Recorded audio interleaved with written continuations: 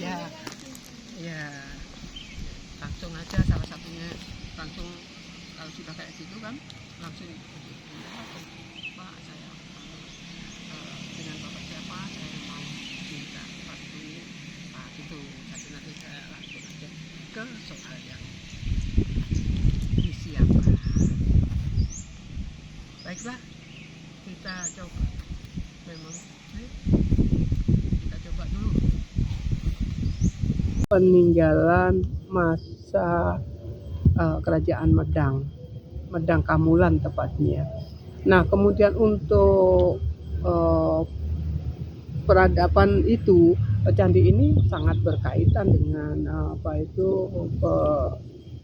perkembangan masyarakat baik di bidang di bidang perdagangan atau sebagainya. Tapi yang terpenting candi ini yang lebih fokus adalah berkembangnya untuk masyarakat itu adalah tempat ibadah. Jadi masyarakat dulu itu memang di tanah Jawa ini kan sebelum ada Hindu, sebelum ada Buddha, apalagi sebelum ada Muslim, itu sudah memiliki keyakinan namanya keyakinannya itu Kapitayan. Nah, makanya sangat berkaitan dengan perkembangan masyarakat kala itu. Untuk masyarakat yang bertani, apalagi yang berdagang itu sangat membutuhkan tempat ini karena di sini ada banyak masyarakat yang menginginkan keteduhan untuk jiwanya. Jadi sekaligus mengangkat secara nggak langsung itu taraf ekonomi karena masyarakat banyak berkumpul di sini untuk melakukan kegiatan keagamaan begitu. Ya, yang lainnya silahkan. Lalu bagaimana Pak, kapan Candi Brahu diperkirakan didirikan? Candi Brahu ini didirikan tepatnya pada tahun 861 Saka atau tahun 939 Masehi. Dibangun oleh seorang raja namanya Raja Sindo atau orang mengenal sebagai Empu Sindo. Beliau adalah seorang raja di kerajaan kecil namanya Kerajaan Medang Kamulan kala itu. Nah, pada saat itulah candi ini dibangun. Itu sebagai perkembangan peradaban Buddha yang ada di Borobudur sana. Untuk yang kesini itu peninggalannya termasuk diantaranya adalah Candi Brahu bahkan Candi Gentong begitu. Ya, jadi pada tahun 861 Saka. Ya, yang lainnya silahkan. Ini bertanya Bapak, Monggo. siapa yang paling diuntungkan secara ekonomi dari pembangunan dan kegiatan di sekitar Candi Brahu dan kawasan ibu kota Majapahit? Nah, tentunya yang sangat diuntungkan ya masyarakat sini.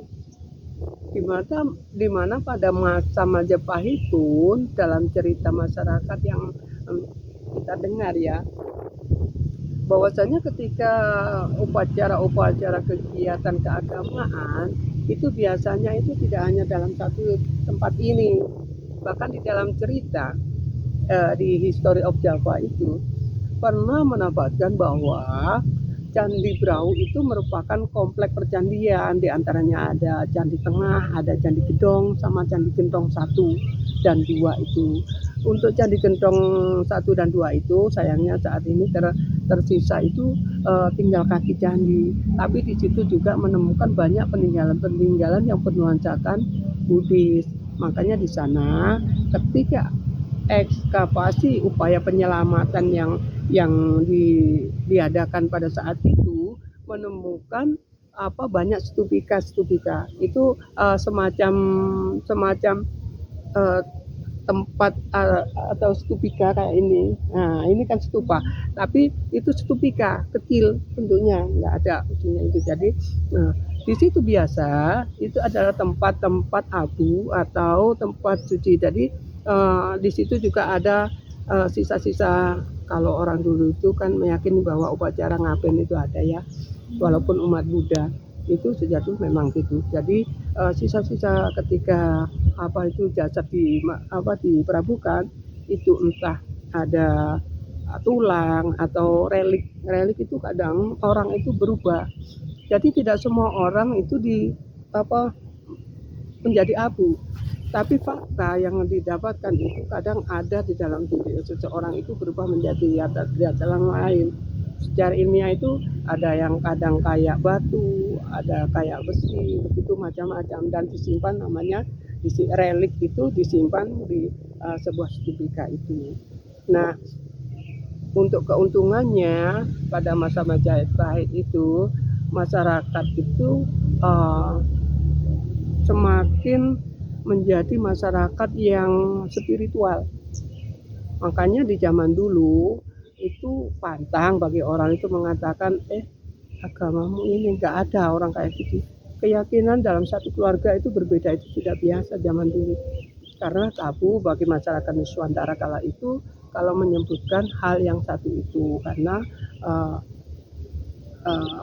sangat-sangat rentan dengan perbedaan. Makanya kemudian Bhinneka Tunggal Ika itu sampai saat ini kita dengar itu. Jadi sudah sejak zaman dulu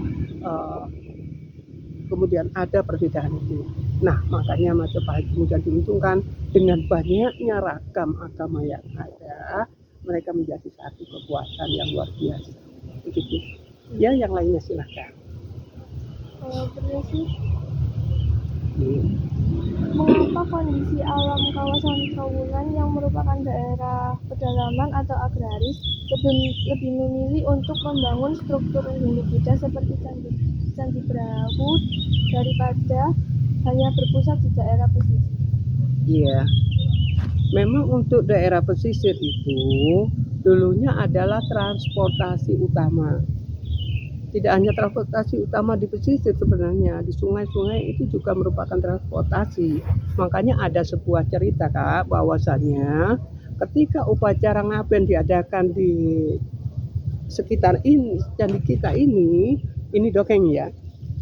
Kemudian Abu itu ada upacara larung. Ini sebuah cerita dongeng masyarakat yang beredar, tapi secara ilmiah kita tidak memiliki bukti ilmiah.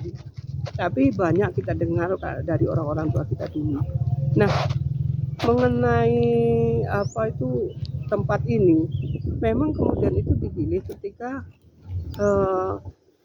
Majapahit sebelum berdiri, kan begitu. Nah, tanah ini dipilih itu ketika merupakan hutan belantara kala itu, masih sebuah kemudian dipilih sebagai tempat ketika Raja Majapahit yang pertama kala itu telah tersingkir berkat bantuan Adipati Adipati Jayanegara yang ada di Madura. Akhirnya berkaitan itu sehingga diselamatkan dan memilih tempat ini, tempat hutan tarik dulu itu, di hutan tarik mulainya, kemudian sampai membesar sampai meluas, kemudian yang ternyata bukti ilmiah yang terbanyak itu ada di Trowulan begitu. Kemudian tadi tentang kenapa dibangun Candi Hindu-Buddha ya di wilayah ini. Sepertinya masyarakat dulu itu menerima setiap perkembangan yang baik.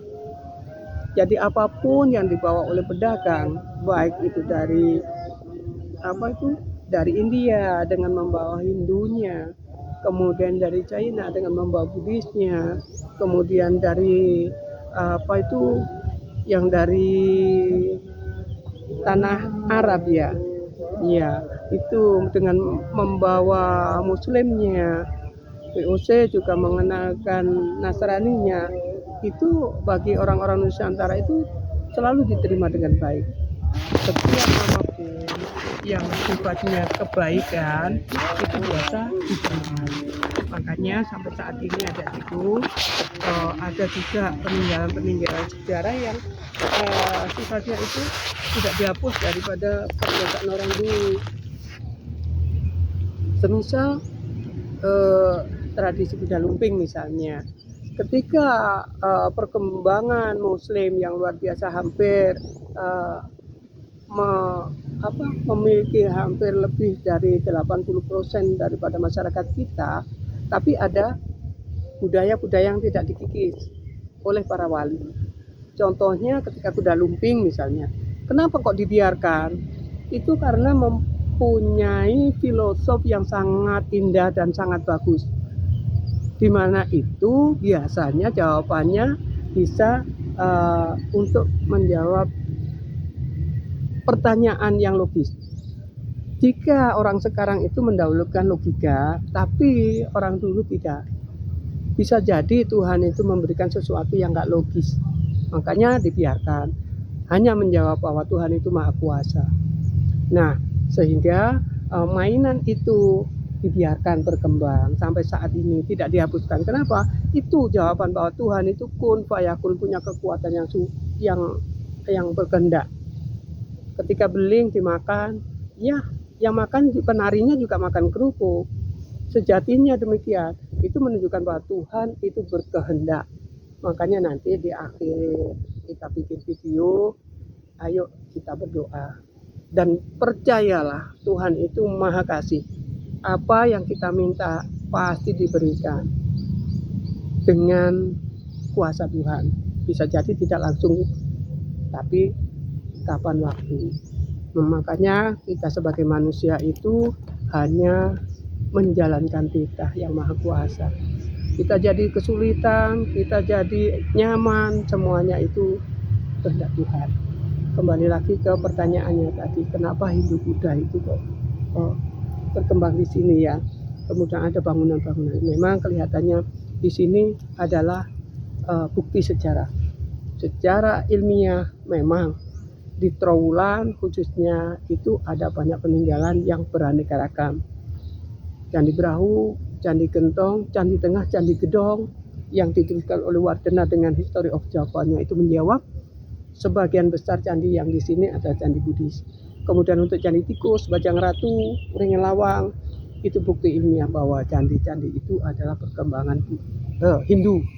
Kalau itu jadi kita sudah memiliki banyak hal dan Trowulan dipilih sebagai tempat untuk menunjukkan bahwa miniatur orang Nusantara dulu itu sungguh luar biasa dalam hal menghormati perbedaan yang ada. Kiranya jawabannya sudah cukup ya. Nah, sebelum acara ini kita tutup ya, kalau soalnya sudah cukup ya tadi ya. Nah, sebelum acara ini kita tutup, mari kita tundukkan kepala, kita bermohon, kita beranjali kepada Yang Maha Kuasa, luruskan hati, kita minta dengan hati yang suci. Tidak ada sesuatu yang tidak dikabulkan Tuhan jika kita mau bermohon. Yang pertama kita doakan orang tua kita. Semoga mereka diberi kesabaran ketika kita nanti dalam bimbingannya, kita itu dalam harapan-harapan beliau. Kemudian orang tua yang di sekolah. Semoga juga guru-guru kita diberi kesabaran dalam membimbing kita untuk memetik cita-cita. Semoga nanti setiap ilmu kita akan bermanfaat di kemudian hari. Kemudian jangan pernah lupa diri ya, karena apapun nanti yang diberikan Tuhan, kemudahan dan kesusahan itu semuanya kehendak. Kita manusia hanyalah pelaksana. Apapun itu rahasia Tuhan. Marilah kita doakan yang sakit disembuhkan, yang saudara kita yang sulit dimudahkan, orang tua kita diberi rezeki yang luas, sehat, guru-guru kita juga demikian diberi rezeki, meninggalkan anak-anaknya di rumah demi membimbing kita semua. Semoga diberi kesabaran dan rezeki juga yang luas. Nanti sampean juga diberi kesehatan dan kemudahan dalam mencari ilmu. Kita tundukkan kepala, kita bermunajah, kita beranjali kepada Yang Maha Suci. Semoga doa-doa kita dikabulkan. Berdoa mulai.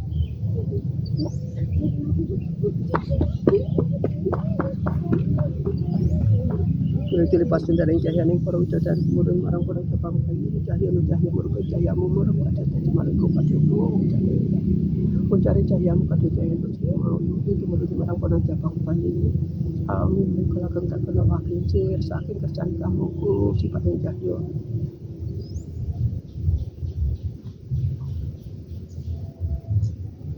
saking penghormatan kita sedaya dumateng Bapak Ibu kula nyuwun dumateng adik-adik kula sedaya nyuwun rahmat nyuwun berkah mudah berikanlah kemudahan pada adik-adikku,